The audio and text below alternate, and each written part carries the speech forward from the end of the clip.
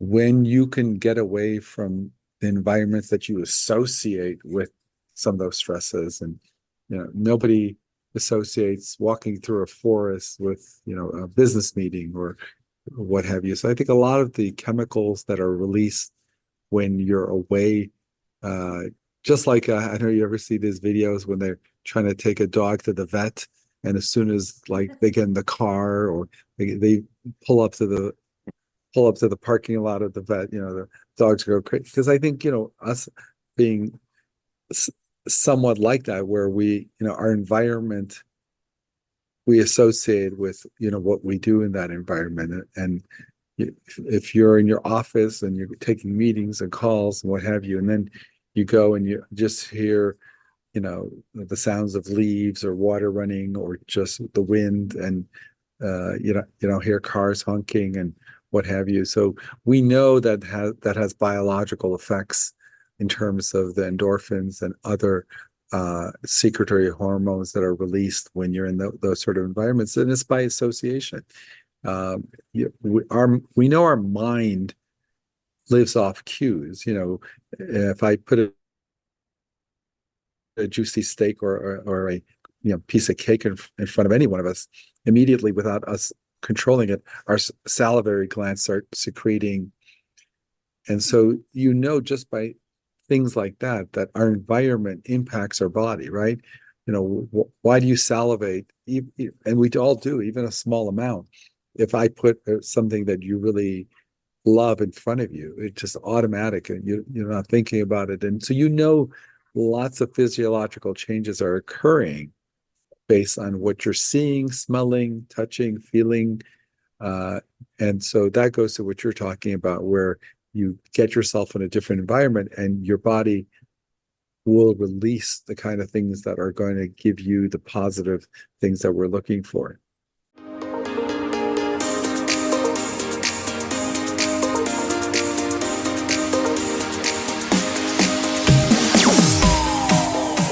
Mental health champions, we are back with a very special episode. As you see, I'm not just joined by one person, I am joined by two. We are welcoming Alyssa Young as the new co-host here on A Mental Health Break, and we are welcoming an amazing guest, Dr. Jonathan Baktari. Thank you both so much for taking the time to join. Oh, thanks so much for having me. Big honor. Yes, very, very honored to be here, Vincent. Thank you. Oh, of course. It's my pleasure. We have double the mental health value. That means coming today because we have two people. So again, welcome back to A Mental Health Break, the #1 podcast for mental health advocates. We have a mental health professional or advocate come on and join us each week since January 2020. And that's led us all the way here till today. Jonathan, he's got his experience in so many different places in the medical space. We talked about behind the scenes. We don't even know where to start. Alyssa had a great place to start. I'm going to let you take it away, Alyssa. Absolutely. Thanks, Vincent. So, Jonathan, do you prefer to go by Jonathan or Dr. Baktari? I'm open. Whatever makes you feel comfortable, your guests or you, I'm good. Whatever you want. Awesome. Awesome. I'm going to go with Jonathan. We'll keep it very personable, but I'd love to hear more about how, it came about that you and your company are the Uber of Preventative Medicine. I think that is so intriguing and enticing. I think, there's so many people out here who are looking for different ways to, whether it's taking supplements or doing things just to better their health for the future. How did you land there, and what brought you to that space? Great question. I think back in 2009 when we started E7 Health, we were trying to address a specific problem, which is, according to the CDC, about 50,000 people annually died in the United States from vaccine preventable illnesses. And that's a lot of people. That's more than, that's roughly what number of people that died in Vietnam. And that's every year. So we knew that adult vaccinations and preventative care in adults was important, but nobody was really addressing it head on. In many ways, this was before COVID, and so adult vaccinations just didn't show up on anyone's radar. So we decided to tackle that. And what we found is everyone who was addressing this was doing it on the side, was not their main focus. So one, we made it our main focus to really focus on preventive health, with the core being vaccinations, but other things.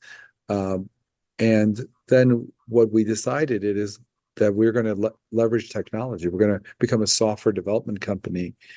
And the Uber analogy is sort of like how Uber doesn't really drive any cars. They just provide the technology that drives the service. And so we started writing software and becoming a technology company, bringing on developers and what have you. And so we want to make it really easy for people to get these preventive health and wellness services, because as you know, for anyone who's trying to navigate either mental health care or even general health care, there are a lot of obstacles. There's insurance, and there is, waits and finding the right provider, and, waiting 3 months. And there's just, it's a obstacle course to try to get the proper care for some people.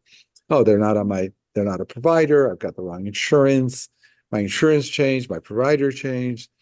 There's a 3-month wait. There's a big deductible. There's a whole host of things that both in mental health and general health keeps people from accessing what they want.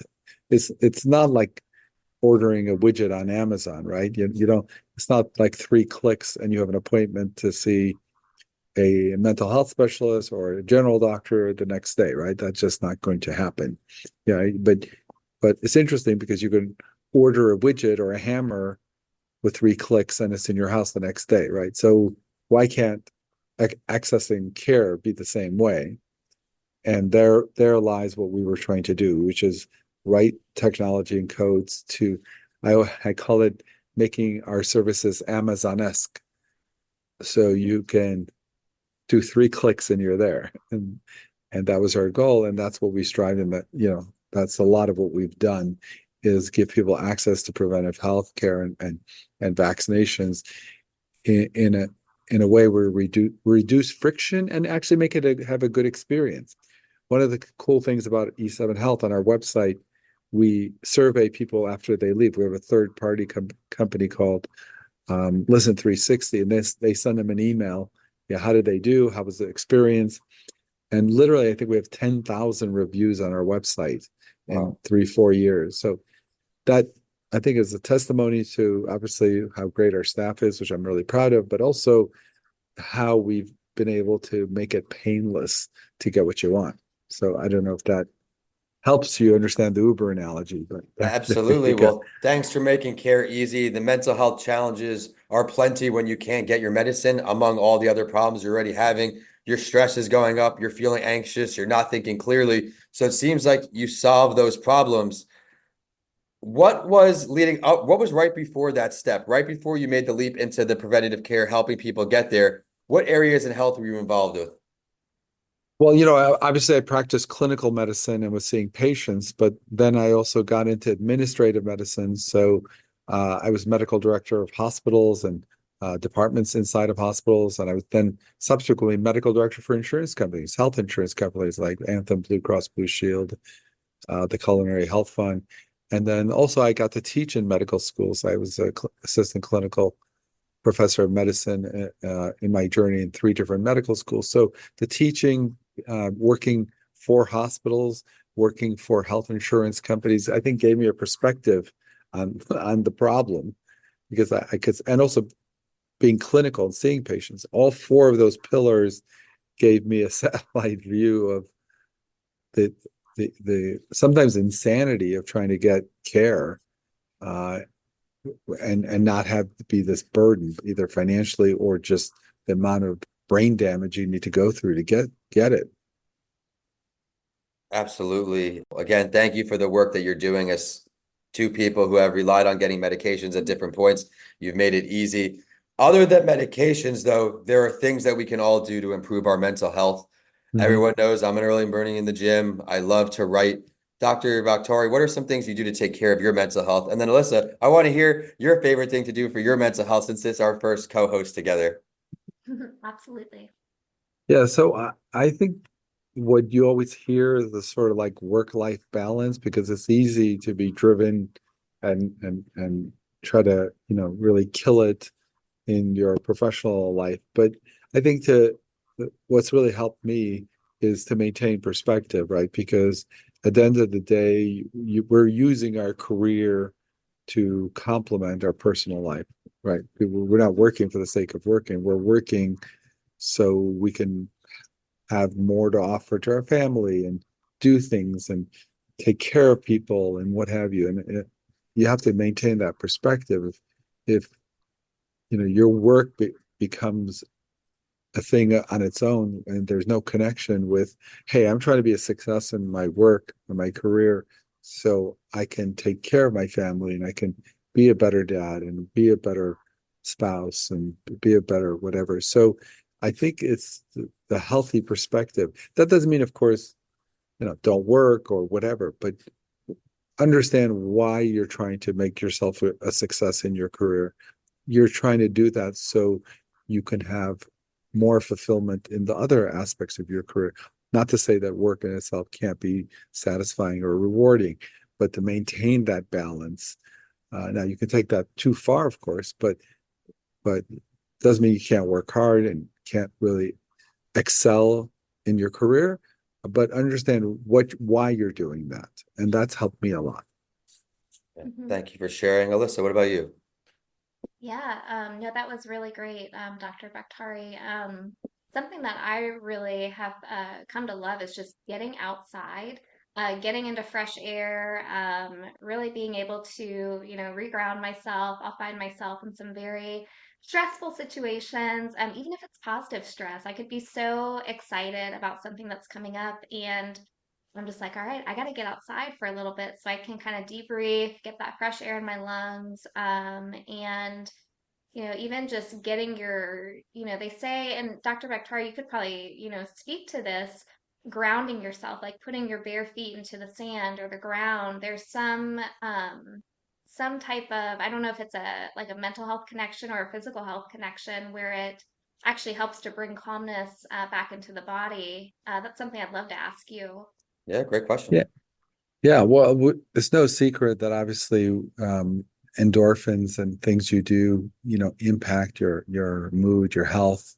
And I think when you can get away from the environments that you associate with some of those stresses, and nobody associates walking through a forest with a business meeting or what have you. So I think a lot of the chemicals that are released when you're away, just like I know you ever see these videos when they're trying to take a dog to the vet, and as soon as like they get in the car or they pull up to the parking lot of the vet, the dogs go crazy. Because I think us being somewhat like that, where we our environment, we associate with what we do in that environment. And if you're in your office and you're taking meetings and calls and what have you, and then you go and you just hear the sounds of leaves or water running or just the wind, and you don't hear cars honking and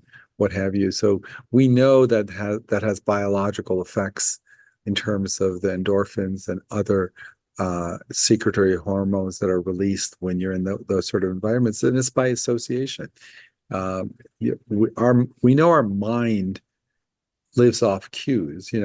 If I put a juicy steak or a piece of cake in front of any one of us, immediately without us controlling it, our salivary glands start secreting. And so just by things like that our environment impacts our body, right? Why do you salivate? And we all do, even a small amount. If I put something that you really love in front of you, it's just automatic, and you're not thinking about it. And so lots of physiological changes are occurring based on what you're seeing, smelling, touching, feeling. And so that goes to what you're talking about, where you get yourself in a different environment and your body will release the kind of things that are going to give you the positive things that we're looking for. Love that. Well, thank you for sharing and thank you for asking. I can certainly attest to nature. I take my breaks off the computer. I take small walks. I get that sunlight, the natural noises and the airs. That always does wonders for me. And thank you again for explaining that It always and it makes sense where you're in the environment you're in, your brain's thinking one certain way, right? It's go, go, go. If I'm in my office, if I go to the beach, my mind is just Mhm. not staring at this screen, which I love so much though, because I get to do awesome podcasts with everyone out there. We talked about what works for your mental health. We learned all about your practice. What is one piece of advice you can give for anyone out there who may be struggling today? Well, one to acknowledge it, and I don't think I'm the first person on your podcast to do that, but to really seek out help. I think I see so many, even people in my organization. Sometimes you just walk by and talk with them, and just in their body language, you can tell something is going on, uh, and um, and to really, if it's to the point where it's really interfering, to get help, and whether it's counseling, whether it's talking to a good friend, whether it's taking a week off from work and, like you say, going to the beach, uh, but don't just sit there and let it pile up, because that's not going to end well. It's just going to compound itself. And I think us, when we recognize that in friends, coworkers, patients, whatever, to that fer ferret out the real extent of it, and really encourage people to address it. Is there a tip or maybe something you can offer us where if we do see someone who does need help, the Mhm. correct way to go about it? Is there a correct Yeah. way? I don't. That's really Yeah, well, good. as I guess what we're talking about is bedside manners. How do you? One of the things that I have found is asking permission. So the way I would sort of role play it is, Bill, hey, listen, I hope you don't mind, but I've noticed, just your body language stuff. I'm picking up on something. Let me ask you a question. I don't mean to pry, but would you be okay, or would you mind sharing with me if something's bugging you? And the reason why I'm asking is I'm not trying to be nosy, but potentially, I might be able to help. I love that. Okay, so Yeah. two things: ask for permission. Don't just say, "What's going on with you?" Can I ask you? And then also ask them why you want to know, because you potentially might be able to help. Right. So if you go up to someone and say, "How old are you?" Like, that's like, well, you're being nosy. But if you ask permission, like, would you mind me asking how old you are? Because if you share that with me, I know I might be able to help you. I know someone else who is in your age group that got this benefit from this vitamin or whatever. So in other words, you can ask personal information if, one, you ask permission, and you tell them why you want to know. Why you want to know. You don't want to know just because you're being nosy. You don't want to know because, whatever. You want to know because potentially you might be able to help them. And if you offer those two, permission and the reason for the question, I have found that that opens people up to more freely respond to you. Yeah. Amazing. I like that and I appreciate that. I Yeah. think it always comes down to, the why, and the way you explain that is really helpful and I think could really benefit a lot of people I think around. that's going to help so many people out there because we've all not we've all many of us I should say have maybe been in a situation where someone we love or we're friends with could potentially benefit from just speaking with someone. That was great advice. Alyssa, I'm putting you on the spot now. We need some advice from you for all of our mental health champions out there who may be having a tough go today. First of all, I can definitely relate to being there. I've been there many times myself. I think, something for me that honestly has really helped me is being able to help others. And through that, I've been able to help myself a lot. However, when you're there and you're kind of in that moment of, uh, more of like a despair type of episode. I think something that has really helped me, honestly, is just making sure my body is good, physically, making sure that I've been able to move my body, I've gotten water in, and those sound kind of silly or repetitive. We always hear that, like, are you Yeah. drinking water? Are you eating food? But that is one of the first things, at least for me, that I've seen myself lack in when I am, in a state of just mentally not feeling well. I'll really not eat, not drink water. I don't really want to move my body. So it's kind of shifting your mindset almost to how can I, prevent this from happening next time, and how can I get out of this right now?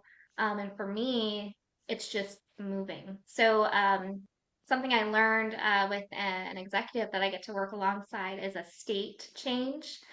So changing your state. So literally getting up.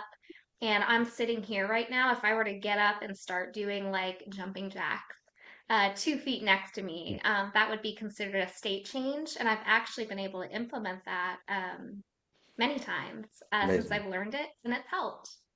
Well, thank you for sharing that. I think both of you just knocked the question out of the park. Everyone out there, we brought you a lot of value today. Now, I have to thank you so much, Jonathan. You came here, you saw, you conquered. But before I let you go, I know you did a lot of other work and still do work in the health space, also overlapping mental health. Is there any one of those areas you want to shed some light on that we haven't talked about yet? No, just a lot of what we talk about is on our website. So Please share. BaktariMD.com. Yeah, BaktariMD.com. So I think that's a great place for a lot of our resources that we have. Some of the things I've talked about here, but even additional things, additional tips. We have done a lot of health podcasts. We've done a lot of business and work podcasts and how it relates to that. So there's a lot of content, literally hundreds and hundreds of different episodes and interviews. So great place to start is BaktariMD.com.